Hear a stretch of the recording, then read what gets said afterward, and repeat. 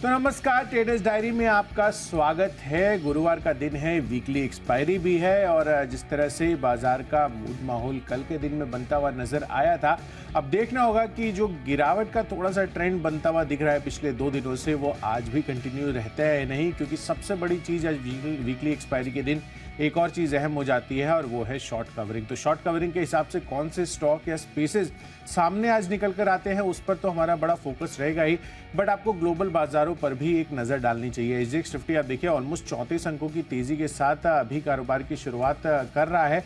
In fact सुबह 6:30 बजे भी ऑलमोस्ट इसी लेवल पर इसने ट्रेडिंग अपनी शुरू की थी और कहीं ना कहीं जो संकेत एशियाई बाजारों से आ रहे हैं वहां से भी पॉजिटिविटी है। खासकर निकाय आप देखिए काफी अच्छी मजबूती वहां पर बनी हुई है और अगर आप कहीं ना कहीं अमेरिकी बाजारों में देखें तो थोड़ी सी सुस्ती का मूड माहौल अभी भी बना हुआ है। Dow Jones almost Dow futures अभी आप देखिए और 17-18 अंकों की गिरावट के साथ ट्रेड करते हुए नजर आ रहे हैं। तो बहुत ज्यादा गिरावट नहीं है, सीमित दायरे में ही कारोबार है। अब देखना है कि बाजार जब खुलते हैं तो किस करवट बैठते हैं। सिनेरियो ऐसा ही है कि यहाँ पर तेजी और मंदी दोनों की ही कॉल्स आज भी आपको देखने को मिल सकते हैं। जिस तरह से स्थिति बनी हुई है ग्लोबल स्तरों पर, बहुत ज्यादा संकेत नहीं है, ऑलमोस्ट फ्लैट ट्रेड है। तो क्यूज कहीं भी जा सकते हैं, बट कुछ एक इंपॉर्टेंट फैक्टर्स हैं जिस पर आपको बड़ी नजर रखनी है। एक तो यूएस में वेस्टर्न अलायंस, ये जो एक बैंक है, छोटा यूएस रीजनल बैंक है, इनफैक्ट वही अब अगले कतार में था सिग्नेचर बैंक और एसवीबी के कोलैप्स के बाद। पर जिस तरह से इनका अपडेट आता हुआ दिखा है, जो नंबर्स इन्होंने डिक्लेयर किए हैं, उसके बाद यूएस रीजनल बैंक का जो आउटलुक है वो सुधरता हुआ नजर आया। कल के सत्र में आप वेस्टर्न अलायंस के स्टॉक को भी देखेंगे तो वहां पर दमदार तेजी होती हुई दिखी। ऑलमोस्ट 20% के गेन्स इंट्राडे में अरमान वहां पर आते हुए नजर आ रहे थे, क्योंकि यहाँ पर इन्होंने ये चीज कही है कि इन्होंने रीगेन कर लिया है करीबन $3 बिलियन के डिपॉजिट्स को पिछले कुछ हफ्तों में।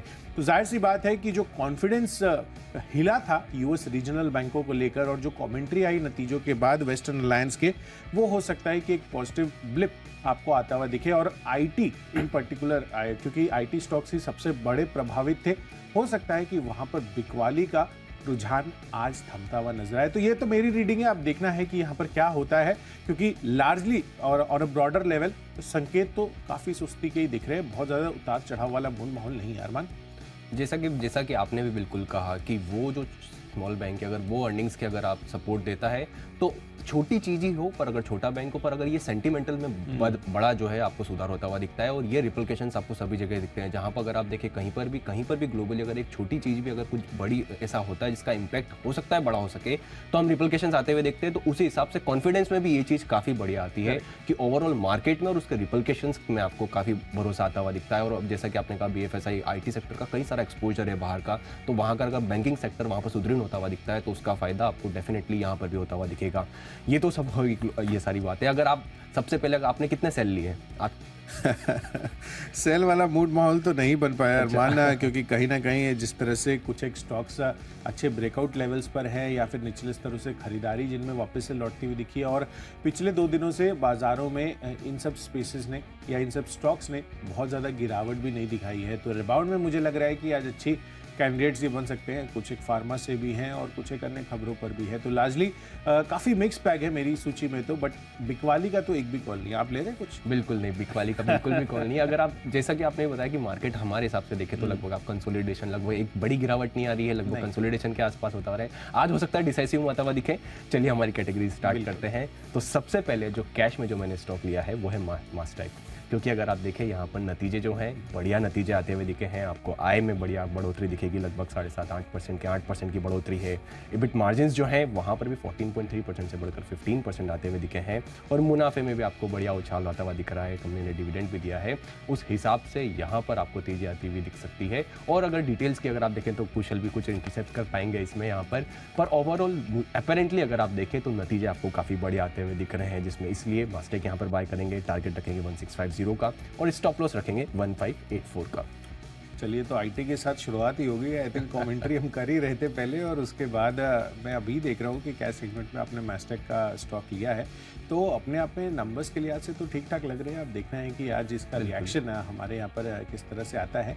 बट यहाँ पर हो सकता है कि आईटी में आपको बिकवाली आज ओवरऑल सेंटिमेंट के लिहाज से रुकती हुई नजर आए, और अगर नंबर्स अच्छे आ रहे हैं तो डेफिनेटली मैस्टेक यहाँ पर अच्छा कैंडिडेट बन रहा है तेजी जैसे का। कि वही जो अब अनसर्टेनिटी में जो अनिल सर भी बात बोल रहे थे कि अगर जहाँ पर आईटी में बहुत अनसर्टेनिटी ज़्यादा है, जहाँ पर दिग्गज बहुत ज़्यादा अगर आपको दिखे कि नंबर्स में आपका आउटलुक में आपको अच्छे नहीं दिख रहे हैं, तो कुछ ऐसे नंबर्स जो आईटी में अगर थोड़े बहुत भी अच्छे आ जाए तो हो सकता है कि डेफिनेटली यहाँ पे थोड़ा मूवमेंट आता हुआ दिखे। बट डेफिनेटली जो केविएट आपको क्वेश्चन ने दिया वो काफ़ी ज़रूरी है कि आईटी सेक्टर में आपको लगातार बिकवाली आती हुई दिख रही है, तो हमको इस चीज़ को देख के करना है कि मोमेंटम कैसा बढ़ रहा है, किस तरीके से हो रहा है। पर ओवरऑल अगर कुछ एक छोटी कंपनी अगर थोड़ा बहुत अच्छे नतीजे देती है, हो सकता है थोड़ा कॉन्फिडेंस ज़्यादा आता है। बिल्कुल, तो सर्टेनली मैस्टेक पर नजर रखिए। कैश सेगमेंट में मेरी तरफ से है एनबीसीसी का काउंटर। दरअसल इनके लिए खबर आती हुई दिखी है कि प्रोजेक्ट मैनेजमेंट कंसल्टेंसी के लिए इनको पुडुचेरी से ऑर्डर मिलता हुआ दिखा है, और ये ऑर्डर करीबन 208 करोड़ रुपए का है। तो सेंटिमेंटली पॉजिटिव है, और ओवरऑल आगे चलकर इनके ऑब्वियसली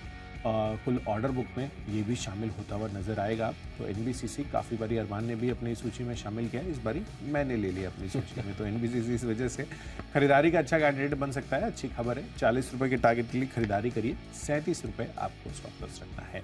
चलिए बढ़ते हैं अपनी अगली कैटेगरी जो है डेरिवेटिव स्पेस की, और वो है फ्यूचर्स कैटेगरी। और फ्यूचर्स में मैंने स्टॉक चुना है टाटा मोटर्स का। कल काफ़ी डिटेलिंग आती हुई दिख रही थी टाटा मोटर्स के लिहाज से कि इनका जो जेएलआर का प्लान है 2025 तक, ये अपनी इलेक्ट्रिक जेएलआर भी लॉन्च करने वाले थे, पहले भी इन्होंने बताया था। पर जो एक विस्तार से बड़ा रोड मैप होता है वो टाटा मोटर्स ने अब फाइनली रिवील कर दिया है, जिसके अंतर्गत ये करीबन 1.5 लाख करोड़ रुपए खर्च करने वाले हैं आगे आने वाले समय में, ताकि जो आगे इनके जेएलआर के मॉडल्स हैं, खासकर जो मिड साइज लग्जरी एसयूवीज है इनकी, वो पूरी की तरह से इलेक्ट्रिक हो सके। क्योंकि आगे चलकर फ्यूचर्स में कल भी मैंने आपको बताया था कि महिंद्रा एंड महिंद्रा की तरफ से भी स्टेटमेंट आता हुआ दिखा था कि 2027 तक लगभग 20 से 30% ओवरऑल इलेक्ट्रिक व्हीकल पर ही फोकस होता हुआ दिखेगा पूरी गाड़ियों की स्पेस में। तो उस वजह से टाटा मोटर्स तो डेफिनेटली बहुत बड़ा पायनियर है। कल हम इसकी बात भी कर रहे थे, और आज आप देखिए यहाँ पर कल पोस्ट मार्केट इनका जो विस्तार वाला प्लान है, यानी कि खासकर जो इनका विजन है आगे चलकर इलेक्ट्रिक में अचीव करने का, अभी तक उन्होंने जो नॉर्मल गाड़ियां हैं उनमें ये चीज़ अचीव की है। अब लग्जरी स्पेस में भी इनका जो अचीव करने का बड़ा डिटेल्ड रोड मैप है वो इन्होंने बता दिया है। तो इस वजह से मुझे लग रहा है कि टाटा मोटर्स सेंटिमेंटली आज पॉजिटिव रह सकता है इन खबरों के दम पर। तो 485 रुपये के लक्ष्य के लिए यहाँ पर भी खरीदारी करनी है। 463 रुपये आपका स्टॉप लॉस बनेगा। देखिए, अब फ्यूचर्स की अगर आप बात करें तो फ्यूचर्स में मैंने लिया है stock UltraTech cement. Overall cement space पर तो हम बुलिश है इसे, क्योंकि ये साल जो है कंजम्पशन स्टोरी तो हो ही सकती है। उसी के साथ साथ यहाँ पर खबर क्या आती हुई देखिए, खबर ये आई है कि इन्होंने जो बढ़ी हुई क्षमता, जो ग्राइंडिंग यूनिट की बढ़ी हुई क्षमता के साथ जो है वो कारोबार बिजनेस जो है वो शुरू कर दिया है। अगर आप देखें ओवरऑल जो क्षमता जो अब बढ़ चुकी है, वो अगर आप ग्रे सीमेंट की स्पेसिफिकली बात करें कि कुल ग्रे सीमेंट की मैन्युफैक्चरिंग क्षमता अब इनकी बढ़कर 129 अगर आप देखें उसके आसपास एमटीपी होती हुई दिखी है। दिग्गज तो सीमेंट प्लेयर में है ही सही, आपको कि ऑलरेडी हम लगातार बता रहे हैं कि सीमेंट स्पेस में जो उसके बाद से जब आपको दिखेगा, जब कॉस्ट पहले Q2 की बात करें, जब कॉस्ट बहुत ज़्यादा थी, डिमांड कम थी, उसके बाद से आपको कॉस्ट भी थोड़ी कम होती हुई दिखी, डिमांड भी आती हुई दिखी, और आपको प्राइजेस का इंक्रीज का हर एक दो एक डेढ़ दो महीने में कुछ ना कुछ आपको आता जाता है कि 5 रुपये 15 रुपये प्रति बोरी जो है वो बढ़ाए हैं। तो उस हिसाब से और ये बढ़ी हुई क्षमता के साथ जो विस्तार कर रहे हैं, तो अगर हम कंस्ट्रक्शन की बात कर रहे हैं, कंजम्पशन की बात कर रहे हैं, तो डेफिनेटली सीमेंट का उपयोग सबसे होने वाला है। और उसी के साथ साथ एक दिग्गज प्लेयर है जो अपनी क्षमता भी बढ़ा रहा है, लगातार बढ़ा रहा है, ये अभी नहीं, अगर लगातार देखेंगे लगातार बढ़ाता जा रहा है। उस हिसाब से अल्ट्राटेक सीमेंट के फीचर्स बाय करने हैं। टारगेट रखेंगे 7765 का और स्टॉप लॉस रखेंगे 7465 का। ऑप्शंस के हिसाब से अगर आप देखें तो ऑप्शंस के हिसाब से स्टॉक लिया है IOCL, क्योंकि अब उसका रीज़न क्या है, क्योंकि एक खबर ये आती हुई दिखी है कि वो जो मिलेनिक एनहाइड्राइड, इसका थोड़ा नाम कुशल भी हेल्प करेंगे इसका नाम सही से बोलने के लिए, मैं तो बोलता ही नहीं तो ये एक केमिकल है। अगर आप देखें तो इसके लिए क्वालिटी कंट्रोल ऑर्डर जो है वो जारी होता हुआ दिखा है। हालांकि ये ऑर्डर जो है कब से लागू होने वाला है, लागू तो अगर आप देखेंगे 24 अक्टूबर के आसपास से जब लागू होने वाला है, पर इस खबर का फायदा इस कंपनी को हो सकता है। क्योंकि अगर क्वालिटी कंट्रोल ऑर्डर ये लाया क्यों गया है, क्योंकि एक तो जो घटिया क्वालिटी का इम्पोर्ट जो हो रहा है उसको रोकने के लिए, और हमारे यहाँ पर जो प्रोडक्शन हो रहा है उसका क्वालिटी बढ़ाने के लिए ये ऑर्डर जो है ये लाया गया है। तो इसके चलते ये जो कंपनी जो अगर बनाती है तो उनको फ़ायदा हो सकता है। इसलिए IOCL का कॉल ऑप्शन बाय करेंगे 79 का, जो ₹1 के आसपास पे मिल रहा है। टारगेट रखेंगे 1.3 का और स्टॉप लॉस रखेंगे 0.9 का। बिल्कुल अरमान, काफ़ी सस्ता और बढ़िया ऑप्शन आप लेकर आए हैं। ₹1 में आपको IOCL का ऑप्शन मिल रहा है, ऑलमोस्ट एट द मनी है। क्या एट द मनी है, लाइक स्ट्राइक के आसपास ही। हाँ बिल्कुल, 79। चलिए, तो इस वजह से IOCL का तर्क आपने दे ही दिया है, वो जो केमिकल आप बता रहे हैं उसको लेकर। आप भी प्रोनाउंस करना ट्राई करें। नहीं, मैं एक्चुअली ट्राई करूंगा पर आगे टाइम निकल जाएगा, तो इससे बेटर है जो और सिग्निफिकेंट चीज़ें हैं उस पर भी हम फोकस करें। बट लार्जली अब इसका डिटेल में आप कॉम्पोजिशन भी बताएंगे आगे, मुझे लग रहा है। तो बेस्ट ऑप्शन में IOCL अरमान की तरफ से यहाँ पर अच्छी खरीदारी के मौके बन सकते हैं, जिस तरह से न्यूज़ का डेवलपमेंट इस काउंटर के लिए होता हुआ दिख रहा है। चलिए, मेरी तरफ से बेस्ट ऑप्शन में HDFC बैंक का काउंटर है। काफ़ी दिनों से ये रेडार पर है, पर कहीं ना कहीं इसमें उतनी बड़ी तेज़ी आपको नहीं आती हुई दिखी है। अब कल के दिन में मैं पोस्ट मार्केट देख रहा था, ADR में ऑलमोस्ट 1.5 से 2% तक की तेजी बनती हुई नजर आई थी। इंट्राडे में भी और क्लोजिंग में भी ऑलमोस्ट 1.5% के गेन्स के साथ ये क्लोजिंग हुई थी। तो इस वजह से HDFC बैंक आज फोकस में रह सकता है और एक फॉलो ऑन मूव आपको यहाँ पर देखने को मिल सकता है। लार्जली मूड माहौल भी थोड़ा सा पॉजिटिव साइड पर बैंक निफ्टी के लिए खासकर ऑलरेडी हम पिछले कुछ दिनों से देख रहे हैं। तो HDFC बैंक खरीदारी कर चलिए। 1670 रुपए के आसपास का at the money call option है ये, 14.5 पर उपलब्ध है। खरीदारी करिए। 25 रुपए के टारगेट के लिए 11 रुपए आपका यहाँ पर स्टॉप लॉस बनेगा। चलिए बढ़ते हैं आगे कि टेक्निकल चार्ट्स पर हमें कौन सा स्टॉक पसंद आ रहा है। टेक्निकल चार्ट्स पर मुझे समझ आ रहा है ग्लेनमार्क फार्मा का काउंटर। दरअसल यहाँ पर फार्मा स्पेस पर तो हमारी लगातार फोकस लिस्ट में यहाँ पर शुमार होते हुए दिख रहे हैं काफ़ी सारे स्टॉक्स, और जो गिनती है वो बढ़ रही है लगातार, और वो इसलिए भी क्योंकि सेक्टर रोटेशन हो रहा है। और खासकर अगर आप जिस तरह से देश में ओवरऑल कोविड के केसेस लगातार बढ़ते हुए जा रहे हैं, उस वजह से भी थोड़ा सेंटिमेंट या फिर आप चाहे घरेलू संस्थागत निवेशक हो, वो यहाँ पर खरीदारी अपनी बढ़ाते जा रहे हैं। ग्लेनमार्क फार्मा पिछले कुछ दिनों से अगर आप इसका चार्ट पैटर्न नोटिस करेंगे, फिर वो चाहे 1 डे का हो, 5 days, 3 month, 6 months, long term charts पर भी ग्लेनमार्क फार्मा ने अच्छा प्रदर्शन किया है। तो काफ़ी दिनों से एक साइड वे या फिर अंडर परफॉर्म कि जिस तरह से ट्रेंड इस काउंटर पर बना हुआ था, क्योंकि इसके पहले हम लगातार इस पर शॉर्ट कॉल्स भी देते हुए नजर आ रहे थे, पर अब जिस तरह से सेक्टर रोटेशन हुआ है, ग्लेनमार्क फार्मा मुझे पसंद आ रहा है एज ए टेक्नोपिक। 530 रुपए के टारगेट के लिए खरीदारी करें, 505 स्टॉप लॉस लगा। देखिए, टेक्निकली जो मैंने स्टॉक लिया है वो है TVS मोटर्स। ये आपको दिखेगा लगातार आपको बढ़िया तेजी दिखाता जा रहा है, ऑल टाइम हाई के शायद आसपास भी है यहाँ पर। उस हिसाब से देखें तो टेक्निकली चार्ट में काफ़ी बढ़िया दिख रहा है और लगातार मोमेंटम जो है यहाँ पर अच्छा आता हुआ दिख रहा है। तो टेक्निकली चार्ट के हिसाब से TVS मोटर, मैं कैश की बात कर रहा हूँ, यहाँ पर बाय करेंगे। टारगेट रखेंगे 1205 का और स्टॉप लॉस रखेंगे 1156 का। फंडामेंटल्स के हिसाब से जो मैंने स्टॉक लिया है वो है ओबेरॉय रियल्टी। अगर आप देखें ओबेरॉय रियल्टी, जैसा कि हम लगातार रियल्टी स्पेस की बात कर रहे थे, कुछ कल हमने अगर आप देखें तो लिंक भी किया था इसका कि आप रेजिडेंशियल हाउसिंग का जो सेल्स है वो काफ़ी बढ़िया होता हुआ दिख रहा है। सिर्फ यही नहीं, आप मुंबई की रीजन की बात करें, लगातार जो है सेल्स बढ़िया होती हुई दिख रही है। और उसी के साथ साथ अगर मुंबई ओबेरॉय रियल्टी की स्पेसिफिकली बात इसलिए करूँगा क्योंकि मुंबई रीजन पर इनका मुख्य फोकस है। अगर आप देखें मुंबई रीजन की स्पेसिफिकली बात करें तो पूरे 10% ऑफ नेशनल वॉल्यूम जो अगर आप देखें रियल एस्टेट में वो मुंबई रीजन से आता है। वहीं अगर 23% ऑफ सेल्स जो है वो मुंबई रीजन से आती है। अब उसके साथ जैसा कि मैंने पहले भी हमने जब डिस्कस किया था तो एक चीज़ बताई थी कि अगर आप कंपनी की एनुअल रिपोर्ट पढ़ें, कंपनी की एनुअल रिपोर्ट में बहुत सारे इंटरेस्टिंग डेटा आपको देखने के लिए मिलते हैं और उससे आपको क्लैरिटी भी मिलती है कि मैनेजमेंट पूरे साल के लिए आपको क्या आउटलुक दे रहा है, क्योंकि अगर कुछ अनसर्टेनिटी होती है तो भी वो उस चीज़ में लिखते हैं। उसमें अगर आप देखेंगे पेज नंबर 32 में, जहाँ पर FY22 के एनुअल रिपोर्ट की बात कर रहा हूँ, मुंबई रियल एस्टेट के अंदर आपको ये दिखेगा, उन्होंने एक लाइन यूज़ करी है, Mumbai real estate is on the cusp of historic upcycle.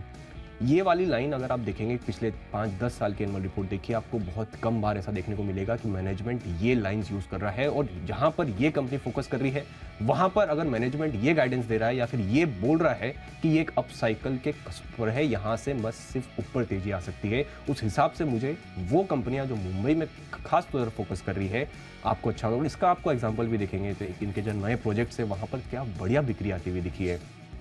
हालांकि ये केवेट भी है, जैसा कि हमको पहले भी सर बता रहे थे, कि जो टैक्स में बदलाव हुए हैं उसके चलते तो हो सकता है कि यहाँ पर तेजी आती हुई दिखे, पर अब जो नतीजा आएंगे उसके बाद जो अर्निंग्स कॉल आएगी वहां पर इंटरेस्टिंग हो जाएगा कि उसका कितना इंपैक्ट मैनेजमेंट ये मान के चल रहा है कि कितना इंपैक्ट सिर्फ जो तेजी है और जो बढ़िया ग्रोथ इनको आती हुई दिखी है वो उसके चलते आती हुई दिखी है, उसके अलावा देखेंगे कि कितना बोल सकते हैं। पर ओवरऑल अगर आपको लंबी अवधि के लिए अगर आप देना है तो आपको ओबेरॉय रियल्टी काफी बढ़िया लग रहा है, इसलिए ड्यूरेशन यहाँ पर 1 साल का रखेंगे और टारगेट रखेंगे 1080 का। और कंपैरेटिवली मैं रियल एस्टेट में उस चीज पर फोकस करना की ज्यादा कोशिश करता हूँ जहाँ पे आपको डेट टू इक्विटी या फिर आपका जो फ्री कैश फ्लो है वो कंपैरेटिवली ज़्यादा होता हुआ देखिए, अगर इंटरेस्ट के कंपैरिजन में वो चीज़ें आपको ज़्यादा कन्विक्शन देती है, क्योंकि जहाँ पर आप रियल एस्टेट की बात कर रहे हैं तो वहाँ पे आपका पैसा फंस बहुत जाता है और उसमें वहाँ पर आपको लगातार वर्किंग कैपिटल की दिक्कतें आती हुई रहती है। तो जहाँ पर कंपनी अगर डेट टू इक्विटी बहुत अच्छी हो, वहाँ पर फ्री कैश फ्लो कंपैरेटिवली आपको बढ़िया दिखे, तो वो एक बढ़िया बेट बन जाता है लॉन्ग टर्म के हिसाब से, इसलिए ओबेरॉय रियल्टी यहाँ पर बाय करेंगे। टारगेट और ड्यूरेशन तो जैसा कि मैं आपको दे ही चुका हूँ। अब IPL स्टॉक की बात करें, IPL स्टॉक में मैंने लिया है लैंडमार्क कार्स। अब इसका एक रीज़न देखें कि अगर आप जब IPO भी आया था, IPO क्या आया था उस समय अगर आप देखें, और उसके बाद भी जब मैनेजमेंट उसके बाद भी अगर आप देखें तो जब मैनेजमेंट जो है वो आया था न्यूज़ पर व्यूज़ पे, वहाँ पर उन्होंने एक क्वालिटी अपडेट दिया था। उन्होंने क्या दिया था, जब रिसेशंस पे अगर आप बात कर रहे थे कि जब बात हुई थी कि कोविड के दौरान जो दिक्कतें हैं या फिर रिसेशंस की जो बात चल रही थी, तो उसमें मैनेजमेंट ने, अगर आप उनके नंबर्स देखेंगे तो उन्होंने मैनेजमेंट ने बोला था कि उनका लगभग, अगर आप देखेंगे कि ये जो रिसेशंस हैं उसमें कंपैरेटिवली ये इम्यून रहते हैं, क्योंकि जो मर्सिडीज जो बेचते हैं ज़्यादातर इनका परसेंटेज ऑफ रेवेन्यू उन्हीं से आता है।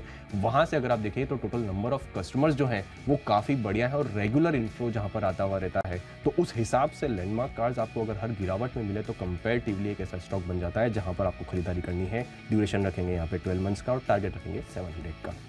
बिल्कुल अरमान, और इसके पहले भी हमने लिंक कर भी बताए थे कि यहाँ पर खासकर लग्जरी कार्स किस तरह से हॉट केक्स की तरह बिकते हुए नज़र आ रहे हैं भारत में। तो क्लियरली उस चीज़ की जो डिमांड है वो अच्छी बढ़ती हुई नज़र आई है। अब क्वार्टरली नंबर्स, क्योंकि जनवरी से मार्च के बीच में ही मैक्सिमम इस तरह के, जैसे कि हम लिंक पर भी बात कर रहे थे और उसमें जैन साहब ने भी ये चीज़ कही थी कि हो सकता है कि डेप्रिसिएशन बेनिफिट के लिए काफ़ी लोग खरीदारी कर रहे थे। तो जनवरी से मार्च की जो तिमाही के अब नंबर्स आएंगे, लैंडमार्क कार्स पर भी फोकस हमें करना चाहिए आई थिंक। तो वो लॉजिकली भी काफ़ी अच्छा हो सकता है कि आपको यहाँ पर नंबर्स आते हुए दिखे।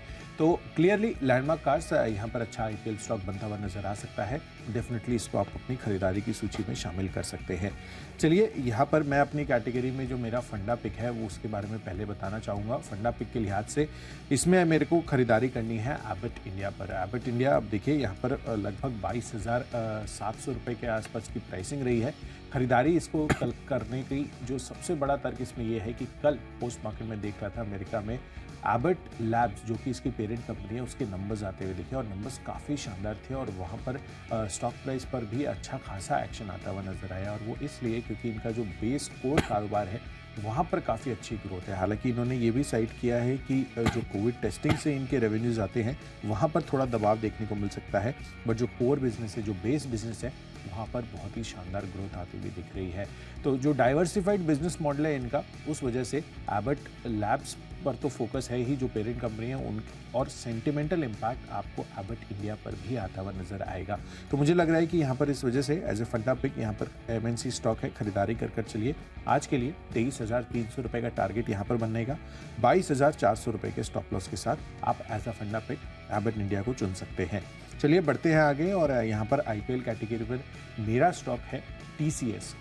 एक कॉन्ट्रा बेट है, काफ़ी दिनों से लगातार IT में आपको शॉर्ट देता आया हूँ, पर कमेंट्री जब मैंने इनकी सुनी थी तो इनको भी कंसर्न था नॉर्थ अमेरिका को लेकर, और अभी भी कंसर्न जारी रहेंगे। स्ट्रक्चरली थोड़ी मीडियम अवधि के लिए मैं मान रहा हूँ कि 3 से 6 महीनों के लिए तो ये इम्पैक्टेड रहेगा, पर अगर आप थोड़ी सी लंबी अवधि और इसमें बढ़ाते हैं तो जिस तरह से वेस्टर्न अलायंस के यहाँ पर सिनेरियो वापस से पलटते हुए दिख रहे हैं, और खासकर अगर आप देखिए तो जो US रीजनल बैंक का आउटलुक है उसमें सुधार आ रहा है, उस चीज़ को ध्यान में रखते हुए हो सकता है कि ये साइकिल अब आगे चलकर रिवर्स होती हुई दिखे।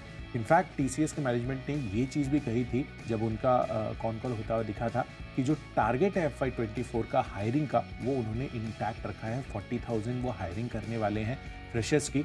तो क्लियर कट अब यही दिख रहा है कि वेंडर कंसोलिडेशन का अगर थोड़ा सा चेंजेस भी आता है तो वेंडर कंसोलिडेशन का बड़ा फायदा आपको जितनी भी बड़ी कंपनियां हैं उन पर आता हुआ दिखेगा। एंड टीसीएस इसकी कमेंट्री उतनी ज़्यादा नेगेटिव नहीं थी एज कम्पेयर टू इन्फोसिस। तो मुझे लग रहा है कि टीसीएस लंबी अवधि के लिए आप निवेशित रह सकते हैं। एक कॉन्ट्रा ओपिनियन है मेरा, जो बाजार में जिस तरह का मूड माहौल चल रहा है पूरे के पूरे आईटी स्पेस को लेकर, तो इस वजह से टीसीएस यहाँ पर खरीदारी करिए और अगले 1 साल में मुझे लग रहा है कि 3600 रुपये के टारगेट्स यहाँ पर देखने को मिल सकते हैं। बिल्कुल, और जैसा कि अगर आप देखो, मुझे याद भी आ रहा है कि हम जब से ये सिचुएशन चालू हुई थी तब ये भी चीज़ बोल रहे थे कि अगर ऐसे अनसर्टेनिटी टाइम्स में सबसे ज़्यादा दिक्कत उन छोटे प्लेयर्स को होती है, तो छोटे प्लेयर्स जो हैं उनको चलाना मुश्किल हो जाता है अपना कारोबार, तो वो जो मार्केट शेयर है वो गेन करने लग जाते हैं। जैसा कि आपने यूएस में भी होता हुआ देखा कि जब ऐसे स्मॉल बैंक में आपको अनसर्टेनिटी दिखती है तो वहाँ से जो डिपॉजिट निकलता है वो फिर दूसरे डिपॉजिट दूसरे बैंक्स में, जो अच्छे खासे बैंक्स है जहाँ पर आपको ट्रस्ट है, वहाँ पर आता हुआ दिखता है। तो ये डेफिनेटली काफ़ी इंटरेस्टिंग चीज़ है, और ये मुझे ध्यान है कि आपने मुझे पहले भी ये चीज़ मुझसे डिस्कस करी थी, आपने बताया था कि ऐसा भी हो सकता है, और डेफिनेटली कंपैरेटिवली अच्छा बैट आपका आता हुआ दिख रहा है। खबर के हिसाब से जो मैंने जो स्टॉक लिया है वो है बासफ। अब बासफ इंडिया, यहाँ पर भी अगर आप देखें तो खबर ये आती हुई दिखी है, क्योंकि वो जो केमिकल है उसका नाम मैं वापस नहीं ले सकता। एक यहाँ पर भी अगर आप देखें तो क्वालिटी कंट्रोल ऑर्डर जो है वहाँ पर ये आता हुआ दिखा है, और ये जो ऑर्डर है वहाँ पर सिमिलर तर्क है जो सब स्टैंडर्ड जो इंपोर्ट हो रहा था उसको रोकने के लिए, और हमारे यहाँ पर जो प्रोडक्शन है वो वहाँ पर अच्छा क्वालिटी का करने के लिए उसका यहाँ पर इनको फ़ायदा होता हुआ दिखेगा। बासफ इंडिया इसलिए यहाँ पर बाय करेंगे, टारगेट रखेंगे 2440 का और स्टॉप लॉस रखेंगे 2340 का।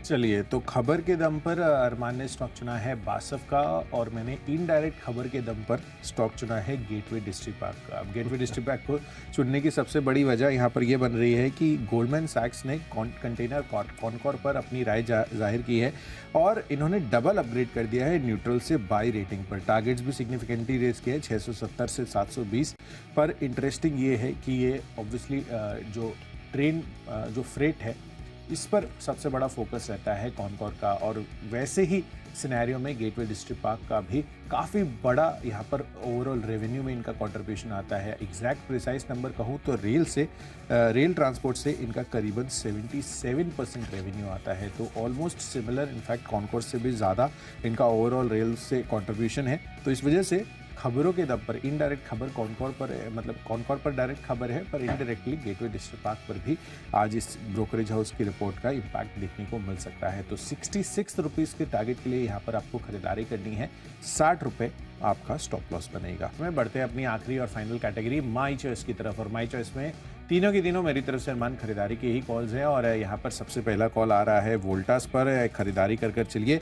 कल भी सर ने आपको बताया था कि किस तरह से देश में गर्मी बढ़ रही है और हीट वेव्स की वजह से यहाँ पर जो एसी की सेल्स है वो काफ़ी सिग्निफिकेंटली इंक्रीज़ हुई है। तो इस वजह से कल भी आप देखिए ऑलमोस्ट अच्छा खासा चार्ट पर यहाँ पर तेज़ी बनी थी, ऑलमोस्ट 2% की तेज़ी थी। मुझे लग रहा है कि आज ये भी फिर से तेज़ी का कैंडिडेट बन रहा है। 878 के टारगेट के लिए खरीदारी करनी है, 844 रुपये आपका स्टॉप लॉस बनेगा। दूसरा कॉल है नेस्ले इंडिया पर। यहाँ पर भी चार्ट स्ट्रक्चर पॉजिटिव है और लगातार इस काउंटर ने अच्छा खासा रिबाउंड दिया है, 19,500 के लेवल से लगातार तेज़ी बनाई है, और अब मुझे लग रहा है कि 21,000 ये इसका नया टारगेट बन सकता है। 20,600 के आसपास की प्राइसिंग है, 20,200 का आपको स्टॉप लॉस रखना है। और आखिरी कॉल है चोलामंडलम इन्वेस्टमेंट्स एंड फाइनेंस पर। यहाँ पर आपको खरीदारी करनी है लॉन्ग टर्म चार्ट्स पर।